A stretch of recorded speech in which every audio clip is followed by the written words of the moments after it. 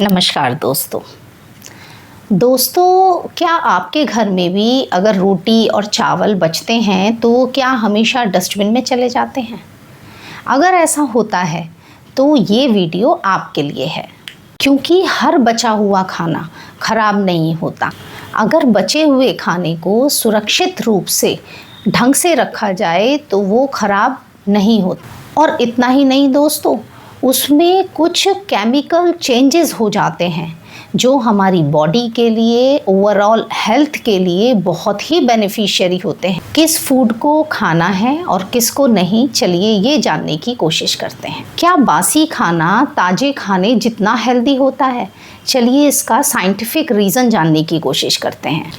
अगर मैं आपसे कहूँ कि आपने जो आज चावल बनाए, अगर आप उन्हें कल को खाते हैं तो वो थोड़े ज़्यादा फ़ायदा करेंगे, तो क्या आप मेरी बात मानेंगे? चलिए दोस्तों, इसके लिए सबसे पहले हम ये जानने की कोशिश करते हैं कि बासी खाने का कॉन्सेप्ट आया कहाँ से। तो दोस्तों, जो मध्ययुगीन यूरोप था ना, उसमें वहाँ पर जो लोगों को खाना परोसा जाता था वो मोटी मोटी सख्त रोटियाँ होती थी, जो कि जौ की, गेहूँ की और राई के आटे की बनी हुई होती थी। और उन पर जो मांस और ग्रेवी परोसा जाता था, उसकी वजह से वो उस रस और ग्रेवी को वो रोटी सोख लेती थी, जिसकी वजह से वो थोड़ी सॉफ्ट हो जाती थी। और उसको या तो वो लोग खा लेते थे या अपने गरीबों को या जानवरों को खिला देते थे, क्योंकि मेटल की जो प्लेटें थीं उसमें अमीर आदमी या राजा महाराजाओं को ही खाने का अधिकार था। तो दोस्तों, बासी खाने का कॉन्सेप्ट यहीं से आया। जैसे मानव सभ्यता विकसित हुई वैसे वैसे, या फिर फूड प्रिजर्वेशन से, या फालतू खाने को बेकार होने से बचाने के लिए, भोजन की अवेलेबिलिटी से।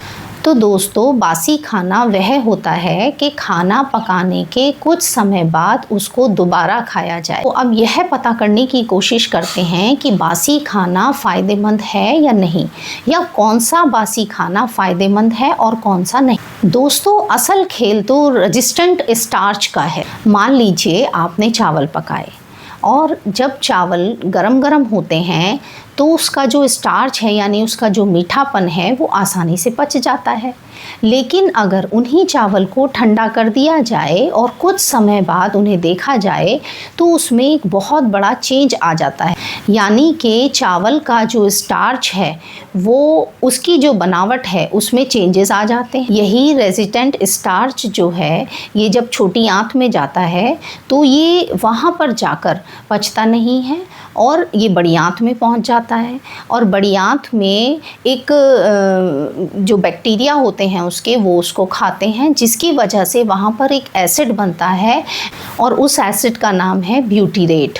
और ये ब्यूटीरेट एसिड क्या काम करता है? ये एसिड हमारे शरीर की इन्फ्लामेशन को दूर करता है, पाचन को दुरुस्त करता है, साथ ही हमारे कब्ज़ से भी छुटकारा करता है, और जो स्टार्च है उसका ग्लाइसेमिक लोड कम कर देता है, जिसकी वजह से हमारे स्टार्ची फूड में शुगर कम हो जाती है और डायबिटिक पेशेंट के लिए भी ये फ़ायदेमंद हो जाती है।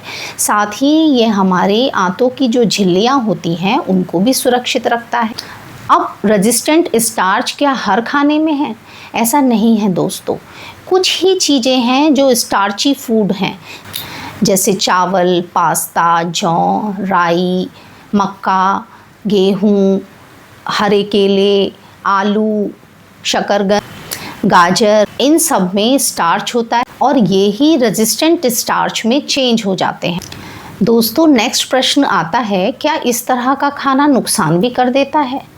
हाँ दोस्तों, अगर खाना कमरे के तापमान पर लगातार पड़ा रहे बनने के बाद तो इसमें बैक्टीरिया आ जाते हैं, और बैक्टीरिया आने की वजह से ये खाने में बदबू आ जाती है, इसकी बनावट में चेंज आ जाता है और इस पे फफूंद आ सकती है।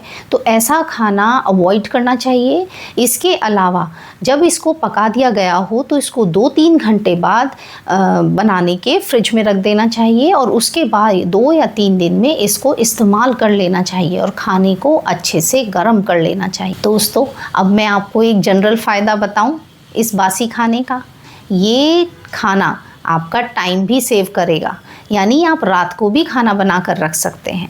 साथ ही खाने की बर्बादी भी रोकेगा। तो दोस्तों, इस तरह के बासी खाने की जानकारी सोशल मीडिया पर हम अक्सर देखते हैं, तो मैंने इसको एक सही से और एक साइंटिफिकली नज़रिए से मैंने आपको एक सही से जानकारी देने की कोशिश करी है। अगर आपको मेरी जानकारी पसंद आई हो तो मेरे चैनल को सब्सक्राइब, लाइक करना ना भूलें। धन्यवाद।